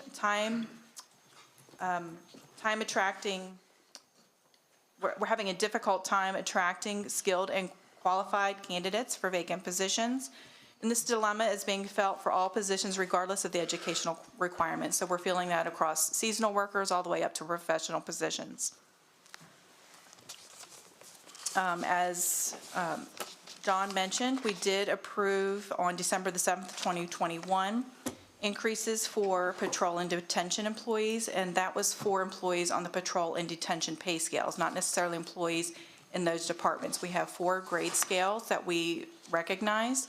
The standard scale for most Washington County employees, we have a Division of Emergency Services, we have patrol scale, and a detention scale. So the only employees that received increases in December of 21 were employees on the patrol and detention scales. Those salary scale revisions resulted in an average increase of 14% and a high of 24%. The fiscal impact of this would be the cost of each 1% for employees on the standard scale and the Division of Emergency Services scales. For a mid-year increase in fiscal year '23 would be about $231,000 for each 1% and $478,000 in fiscal year '24 for a full year. Staff did calculate amounts based on 4 to 10% for employees for your review and consideration, and that table is included in your packet. And just for information, a 4% increase for employees on the patrol, not on the patrol and detention scales, would be approximately $926,000 in fiscal year '23. 6% would be $1.4 million, and then in fiscal year '24, 4% would be $1.9 million, 6% would be $2.9 million. The cost of each 1% for those employees on the patrol and detention division scales is about $79,532 for a mid-year increase and $164,000 for a full year in fiscal year '24. I also included in your packet tables showing you what the cost of each 4 through 10% would be, and then grand total amounts by fund for the general fund and for the enterprise funds. If we were to include 4% for all 4 scales, the cost in fiscal year '23 would be $1.2 million, and in fiscal year '24 it would be $2.6 million. Revenue performance for income tax, personal property tax, recordation tax, and transfer tax continues to show strong growth in fiscal year '23. The end of the first quarter of fiscal year '23 showed that income tax is trending about $2 to $3 million higher than originally budgeted. And personal property, recordation, and transfer tax are trending approximately $8 to $11 million higher than originally budgeted. Additionally, the county is experiencing considerable business construction and growth that will further strengthen real property and business personal property assessable base and spur jobs growth. I would also like to point out that many of our lower grades do not start at the Maryland minimum wage, and that will increase to $13.25 per hour on January the 1st of 2023. It will end at $14 per hour on January the 1st of '24. So we will need to have further reviews and discussions regarding those lower grades and the impact the Maryland minimum wage is having on us. At this point, I would like to open it up to you for discussion on a potential percentage and possible action. Michelle, I'm sorry. Just to follow up on one thing you just said at the end. So this is sort of a two-step thing that we're talking about here right now. We're talking about the COLA, but as Michelle said, we have identified that our scales, the different scales that she mentioned, and then also a possibility of having maybe a part-time scale or some other things. Staff will be looking at during the budget process, so there'll be time for the commissioners to be involved with that discussion. But that's an important piece to this. Obviously, a COLA, because of all the economic factors that are going on right now. But from our long-term solution, will include a second part of that, which will be looking at the scale. So I thank you for bringing that up. I'm sorry. Go ahead. to keep it simple, because there was a lot there, for Randall to absorb, but hypothetically, just to make it simple for me, if you took every county employee, and how much per thousand, how much percent, how many thousands or millions, whatever, 1%? For each 1% in fiscal year '23, you would need $311,000, and that would carry forward into fiscal year '24 to about $645,000. Because fiscal year '24 would be a full year, whereas fiscal year '23, we only need half a year. And that includes all the employees that you mentioned. All employees. So so it's reoccurring no matter what we do. So 311,000 to finish out to finish it out. And every year after, 645 plus. Correct. Okay, that's what I needed to know for now.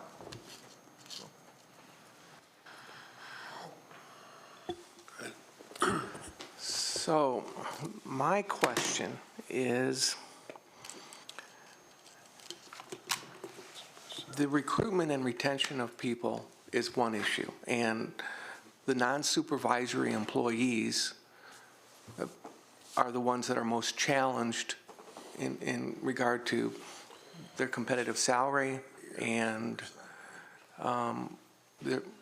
to get them recruited and to retain them because they're going other places. And we have a lot of vacancies. So that's one issue. The second issue there is the federal CPI year over year was 8.7%. So all the federal retirees, VA beneficiaries are all getting 8.7. That bucket is considerably less than the actual cost of living for people, according to numerous studies that are out there. So our people that are at the lower end in our pay scale have been bearing a significant burden in decreased purchasing power, and they're at the lower end anyway, so it's very difficult for them to manage, okay? So when I look at that, and I look at my experience in dealing with these types of issues elsewhere, the people at the top end are able to absorb that, and we don't have the challenges of retention and recruitment as much in those areas. At the top end, not the middle, the top. Let's say it took us a year to find her because of salary. And we have several IT positions that we have not been able to fill just because they require higher education, and we're not able to fill those because they're being attracted to the DC, Maryland, or Loudoun area, where commuting really isn't a problem anymore because everybody's working remotely from home. I think I see what you're saying. I think we do have some IT positions. We have engineering positions. We have some of the other higher level, education intensive things that we have not been able to fill. Because where I was going with that, I was wondering about making a break line here of saying an 8.7 or a 10% increase for the non-supervisory employees, those that are below 12, for example, in our scale, and then a 6 or 7% increase for those that are above that for a That COLA. creates certain problems for our scale. Our scale between each grade is, I believe, 8%. So if we're giving a higher percentage to those lower grades and not redoing the entire scale, it's going to create problems with the makeup of our scale, because right now it's set up as 8% between grade and then 2.5% between step. So to give a different amount. Okay, I understand that, I get that. Did we compare it all with Franklin County right to our north? I didn't look at Franklin County. No, Okay, because that's, or Allegheny County? I didn't look at Allegheny Because those County. are comparable. Most of our employees, our competitors aren't to the west or to the north of us. They're to the east and to the south of us. Okay. So what would a 8.7% or 9% across the board go? 8%. On an annual basis? For a year? For a year would be 5.1 million for 8%. So it'd be just under 6 million for 9%. Okay, for a 6 year. million And for 9% for a year? For a full year, just For under 9%. just under 6 million. What's a half year for 8%? 2.5 million. You know, I understand your conversation on this exactly. We actually talked about it a little bit. I think I would be stuck on across the board. And I do, it doesn't help the $32,000 a year employees much, but it helps. Everybody needs a cost of living because everybody's been affected by inflation. And I hate to penalize our higher grade employees because they're higher grade. In a way, I see exactly what Commissioner Harvey's saying, because the 32,000 could use as much as they can get at this point, or 34,000. But then again, I feel like I'm not effectively giving the fair share to everybody. I mean, in my opinion, I'd want to do everybody across the board. It keeps it sort of fair. And now, do I know that I don't know what we do in the future, but we have trouble hiring that lower grade employee too. We do, and as John and I mentioned earlier, we do plan to revisit the grade scale during the budget process to take a closer look at those lower grades to try to make those a little bit more competitive and more equitable with what they should be earning. With minimum wage rising, aren't the lower grades going to be closer to the minimum wage? So that Exactly. needs addressed? Our lower scales 1 through 5 probably will not have anybody in them. Correct. Once we get up there. So we're going to have to, that's when we need to look at the whole scale, and it really is the lower scales are the ones we really have to look at. And, but we didn't, We couldn't do that now, but we wanted to do that Right. along with this board during the budget process. We thought that was a better. We recognize that is an issue. For time's sake, we looked at just across the board COLAs at this point. No, I understand that, and for future discussion, as you're looking at the grade structure, we're going to have to grapple with the challenge of having our staff in the non-supervisory positions making wages that put them at risk for poverty, or they're living on the margins, or they cannot live a good lifestyle because they're making too many choices between transportation, car, food, and that sort of thing. And we need to work on that lower level. And I don't know what the differential will be in, because you want to keep a difference between grades, but we're going to have to look at maybe some adjustments there, but that's for another discussion. The bottom line, though, is overall, whether we go across the board or not,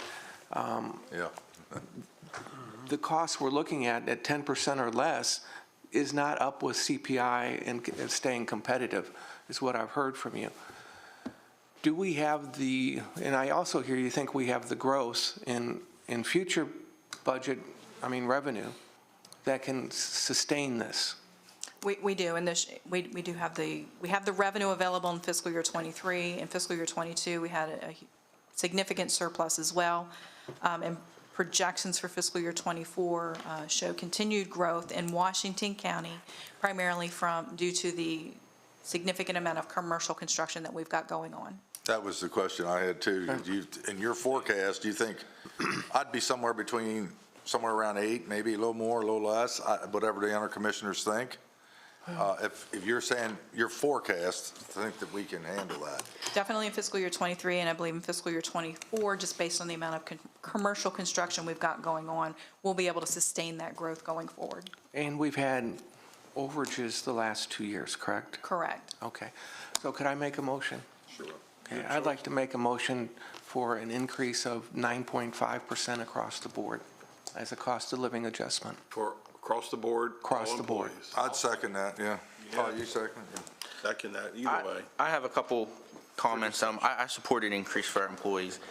Just to clarify, and maybe this was said already and I didn't quite understand, Sheriff's Department employees are included in this as well? Correct. Okay.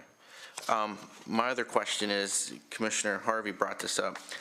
I still feel that Frederick County, I don't see Frederick County listed. I see Frederick County, the city of Frederick listed. I don't see Franklin County listed. I think those are our neighbors. And quite honestly, we do have a lot of employees that live in those communities that come here, that work here.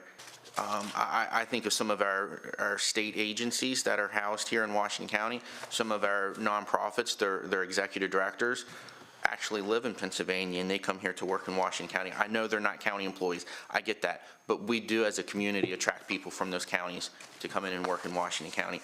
I do think we missed the mark by not including them. I have to chuckle that Carroll County was included. I know it's not that far away, and I'm sure we do have some employees. I know of one recently in my tenure that we had that lived in Carroll County, but I don't think that's where a bulk of our employees. And I will say I reached out to Frederick County. They did not respond to me. So I did attempt to get Frederick County's information. I did not reach out to Franklin County, but I will for the next study that's done during the fiscal year '24 budget process. Okay. One other question. This includes our detention employees. Correct. One thing for future consideration, some of our detention folks have contacted me. They need the same certification as state correctional officers, and that needs to be taken into consideration. Yeah, I think the employees you're talking about. But so not right they're now. not they were not sworn officers, so they were not included when the sheriff brought his. So when you, but I think, but they're included here because. yeah, when you come back with the budget, I want that maybe be a consideration that certification equals what state employees. All right, that's all I have today. Okay. We have a motion and a second on the floor. Any other thoughts, comments? All in favor by saying aye. Aye. Opposed, same sign. Thank you, gentlemen. Thank you, gentlemen. So I guess one thing I tried to get it in before the actual motion, but so when this takes effect. It would take effect with the first pay In January. check in January. All right, I the just want to paycheck. make sure everybody was aware of that. Okay. Okay. Thank you, Michelle. Thank you, Michelle. Where are we at? John, if I have your permission, I'd like to jump over to the 11:45 action item is, I know Jonathan's here. We read, Jonathan's going to do it, you're doing it, right? So we'll just have to make sure that they're going to play the video, so if you're listening back there, I'm going to switch to Faces of Farming now. So okay. So there's no farmers or anyone, okay, I was thinking you might have other participants that I didn't want to get into a long discussion Not today, John, but with our committee assignments and tie you up. normally Leslie likes to feed you guys or bring some visuals in, but not today. Leslie did send her positive vibes with me today. She apologizes for not being able to be here today. But I'm Jonathan Horowitz, Director of Business Development. I'm here today to present Leslie Hart, our Agriculture Business Specialist's Faces of Farming series today. Today we're presenting Faces of Farming. There are over 900 operating farms in Washington County with a total market value of $153,725,000. Those are products sold in the agriculture industry in Washington County. Our county has the most dairy farms in the state of Maryland. We have 112 active dairy operations in Washington County, and we are very proud of those operations. Today we'll be watching a video featuring two farms. We have Linden Hall Farm of Hagerstown and Kufner Holsteins and Jerseys of Boonesboro. So if PR could please roll that video.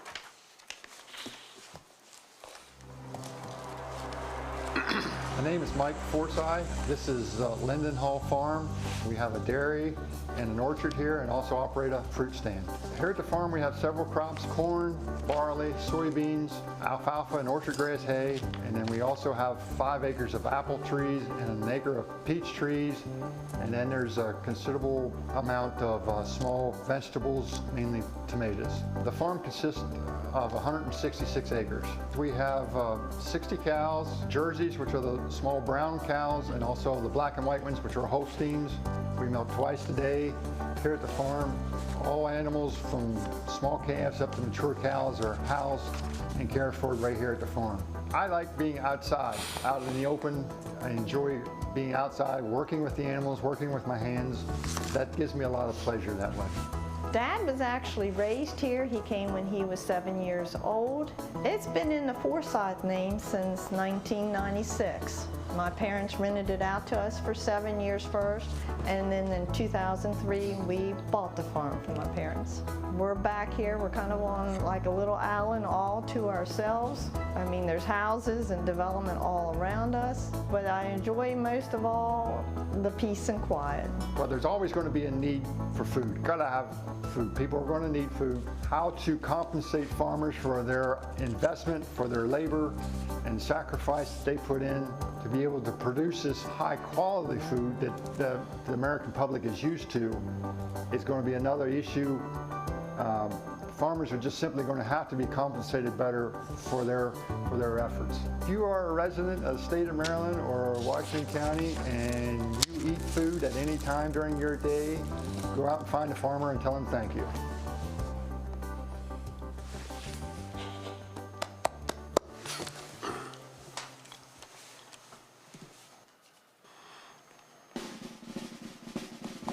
Hi, I'm Terry Packard, and we're here in Boonesboro, Maryland, on the farm that my husband Ernie Kiefner and I own, Kiefner Holsteins and Jerseys. We also have a Jersey herd here that we call South Mountain Jerseys. We moved here 25 years ago in 1997. The farm is 48 acres, and we're actually in the town limits in the town of Boonesboro. I was born in the Midwest in Indiana. We just wanted to get to a place where it had a lot of great cattle, good people, beautiful state, and we picked Maryland, and that's why we're here. And this was a beautiful area, Washington County. The buildings were built sometime in the 1800s. We were told by very dependable people that the house was used for a hospital during the Civil War. We try to keep it up to date, even though we're not in the historical society. We like to keep things to where they're supposed to be. We don't do any crop work. We rent out about 30 acres to our neighbors, the Cadles, and they take care of that. So we just focus on the care of the cattle. And we develop these cattle that can compete at shows across the United States States and Canada.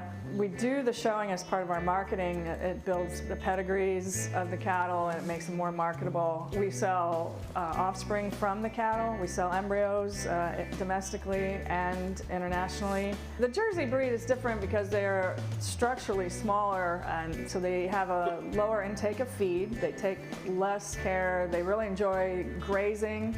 So for us, that works well. They spend a lot of time out on the pasture, and just a very efficient breed as far as the amount of feed that they intake to the amount of milk that they produce. They've become more popular in recent years in our show industry as well. So we have farms across the country that may milk thousands of cows that have decided that they'd like to have a few really good Jersey cows and go out and compete at shows. So that's one area that we market towards is developing these high-end Jersey cattle that might be of interest to some of the other breeders across the country. I think it's important for consumers and the public to understand that farming is a business. You need to look at farmers as business people in your community. Farms need to sustain the people that own them as well. Like the family that owns that farm needs to be able to make a living. When farms go away, so do all those jobs, all the businesses that are in the community that support agriculture, whether it's veterinarians, feed mills, truckers, machinery shops. All these businesses in our community rely on agriculture, and so the people that work within those businesses are directly related to agriculture. And I think that the consumers really need to understand the reach that agriculture has. It's not just where your food comes from, but it's a lot of people's livelihood, not just the ones standing there on the farm. Thank you, gentlemen. Leslie would like to just hope that these videos help our citizens understand the impact of the agriculture community as we continue to develop other industries in this area as well. Thank you, gentlemen. Thank you, Jonathan. With that, we'll back up to the 11:30 item, discussion of commissioners' representation assignments on Washington County boards and commissions. And Krista, you're going to lead off with this. I know that, I guess each one of us had maybe submitted a list of things we preferred. I guess there's no duplication in that front page. There has not been, no. Okay. So everyone pretty much got their first choices? Yes, and we still have many boards and commissions that need coverage. Right, there's a second page, the vacant boards and commissions that need coverage, so I know there was some. I'd just like to ask for a clarification. Krista, in the last term, I was a member of the Tri-County Council. This sheet, and I'm fine with taking this, Tri-County Council for Western Maryland Revolving Loan Fund, there is a difference, correct? Yeah, there's the executive board, which I'm on, then there's a revolving loan. Is that the same one you were on last? That would be a different board for me. I just want to. Did you attend the same, see, this is a discrepancy that, from myself personally, did you attend with Commissioner Klein? Yeah, he was at many of the membership meetings. I'm on the executive board, so I have different meetings, but he's So that's absolutely. the correction that I need to make. Okay. I can take the new board, that's fine. And I think I would like to, actually.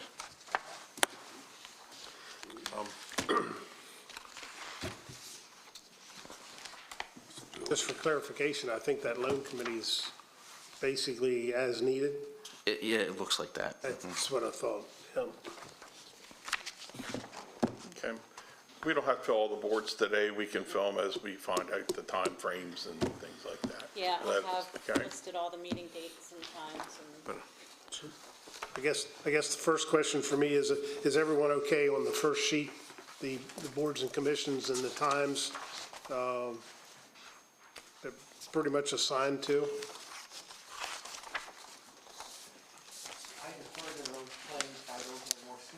I defer to those who have made claims that are more senior. There are those that I'd like to be on, but. Are you saying I'm old? Yeah, that's twice you nailed it. Mr. Harvey. But I would always, I have in the past, extend an invitation for anybody to attend any of my boards commissions and reciprocal, I don't think you see anyone but. I think that's a good practice for us to drop in on other boards so we understand what's going on and we know our community better. Absolutely. Yeah, thanks for that. Yeah. I would ask if I could, I know Commissioner Harvey asked about taking a committee assignment that I had, the Historical Advisory Committee, and I made great inroads with those folks, and, you know, I'm happy to share that with the next commissioner. Still having a passion for historic preservation, I would like to maybe sign up for the Historic District Commission. I'm not sure which commissioner had that previously. I had that, and I wanted to yield that to Commissioner Harvey. We had talked, but that'd be for you two to talk to that. Okay. So I can add that to mine. So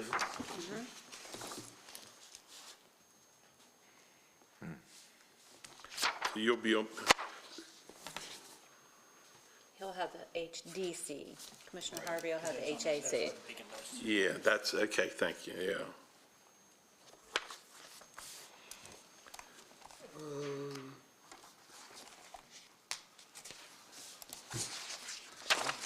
That's all for me right now. Yeah, I think with, you know, some of these others, I'm just skimming over them. We'll just fill in as we go. Mako Legislative Committee, the alternate, we already talked about that one. We can cross those off.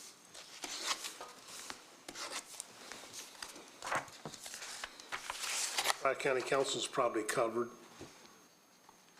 Those are alternates. They each require an alternate.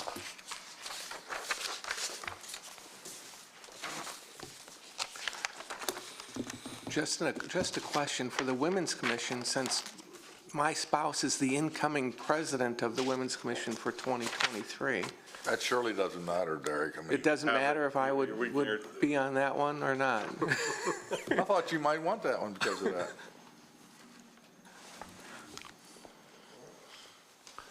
I'm all right with your on there. I say, I'd probably take the Housing Authority of Washington County if no one else wants to cover that one. Western Maryland Consortium, I think, do we have an alternate for that already? No? Not that I'm So aware of. I would go ahead and take that as well as the alternate for the Tri-County Council for Western Maryland. That's all right. Did you want the Women's Commission, or are you going to think about that one? Pardon? The Women's Commission, were you signing up for that, or did you want to? I'm not going to sign up for that. Beth probably wants some space from me. You should ask her, right? You should ask her. I need to consult with the boss before I do that. And I'll consider that back if you don't take it. I'm not saying I'm doing it now, but I was sort of deferring to you on that. Well, I heard what a great job you had done, so. Yeah, but you'd probably do better. I mean, just work as a team. And I'll have to check my schedule, Krista, but I volunteered for that disabilities, wasn't I on the Disabilities Advisory Committee? Formerly, Yeah. Yeah, and I'll consider that again. I just want to check these, I want to get it on my calendar if anything overlaps. I'm looking at it now, I'm not sure, because it's the third Wednesday, but that's usually, I think it's, most of that's Zoom. Is there a time on that? No, it's been somewhat varying, and they've been going every other month, so I can firm up a time for that. Okay. In the weed, I noticed the weed control, I didn't even realize that was one of them, and that's just once a year meeting, is that? For which one? Weed control? Yeah, and they haven't been meeting either. Really? They usually just meet in March to review cases, and then that's it. But we're in the process of looking over their bylaws and stuff right now. Yeah. Most of their work is for the state, isn't it? Along the interstates and, The state agency. yeah, right. So, They do, actually, they do a lot of work in Washington County. right. I mean, they do the interstates, they work a lot with our highway department, they look a lot with the local farmers. I guess, And Lane, Lane is in that position now, who used to be with the state, he's now county employees running that department, so. yeah, I knew a farmer could literally hire them to come and help with noxious weeds control. Yeah, and all, all the new businesses and the, Lane, involved with all those, so they're a busy group. Oh, yeah. Especially, obviously, from the spring until the fall, so. Yeah. Okay. Everyone good? Got boards and commissions pretty well covered? So we still have a few others on here. Diversity and Inclusion, Area Agency on Aging, and the Mental Health Authority. Weed Control. Yeah, I was gonna say, I think we're gonna, Yeah, we confirm. Determine them later. Firm those up by the January meeting. yeah. Okay. Yeah, we'll keep them, Sounds good. keep them open in front of us through January, and I think as our schedules develop and we kind of get our heads around times and dates and that sort of thing, maybe we can pick up the rest of these. That works perfect. I'll cover any of them that, hang open. Okay, with that, looks like we need a motion to go into closed session. Motion. Second. Stated. Motion and second. Okay. Any comments? We'll go into closed session. Did we take a vote? Aye. Okay. Aye. Yep, I'm sorry. Sorry. All right. Opposed, same sign. 5-0. Why don't we take a 3-minute recess?